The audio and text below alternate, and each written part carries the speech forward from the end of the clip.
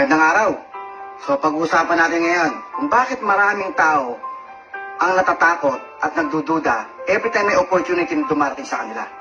Siyempre normal yan kasi tao tayo, nag-iisip tayo. Kaya tayo natatakot kasi baka malugi, baka walang mangyari, baka masayang ang oras mo.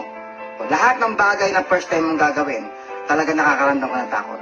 Unang-una, nung first time mong nag-aral, pumasok sa school, ayaw mong bumitaw sa palda ng nanay mo. Pangalawa, yung first time mo sa trabaho, kinakabahan ka rin. At yung first kiss mo, di ba? Hindi mo alam kung nganga ka ba, lalabas mo yung dilama, o yung muso mo. First time mo eh. So lahat ng first time nakakatakot. So, kaya ma-overcome mo yan, just try. Siyempre, hindi mo pa naman yan inaaral. Ang gawin mo para mawala yung duda mo, kailangan mo siyang aralin. Pag-aralan mo siya. Pag-aralan mo, paano magsisimula, paano tumatakbo yan, paano kumikita dyan, lahat aralin mo. Pag naaral mo na yan, mawawala na yung duda mo. Okay? Pag nawala na yung duda mo, pwede mo nang simulan. Okay? At pag sinimula mo yan, sigurado ako sa iyo, kikita ka. Basta ang mindset mo lang, hindi pwedeng hindi kumilos. Lahat ng negosyo kailangan kinikilusan. Lahat ng negosyo, lahat inaaral.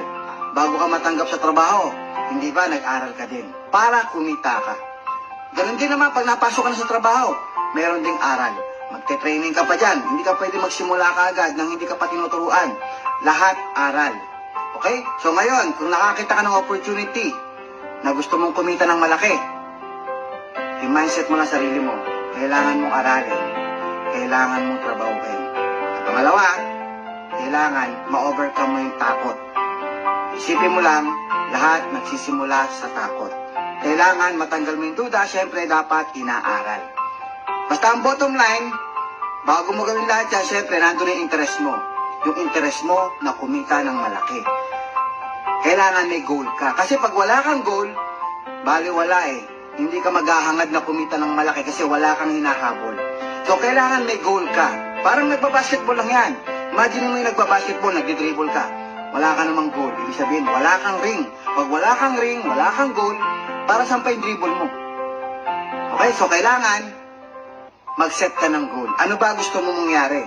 1 year from now, 2 years from now, o 10 years from now? Ano gusto mong mangyari sa buhay mo? Gusto mo ba nung magkaroon ng sariling bahay, sariling sasakyan? Gusto mo makatulong sa pamilya? Kung nasa abroad ka, gusto mo na makauwi, mag-for good, magkaroon ng sarili mong negosyo? Kailangan lahat yan, iset mo na. Ano ang gusto mo?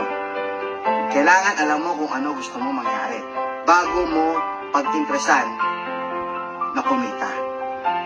Kailangan alam mo saan mo lalagay, saan mo gagamitin, ano ang dahilan kung bakit mo gustong kumita.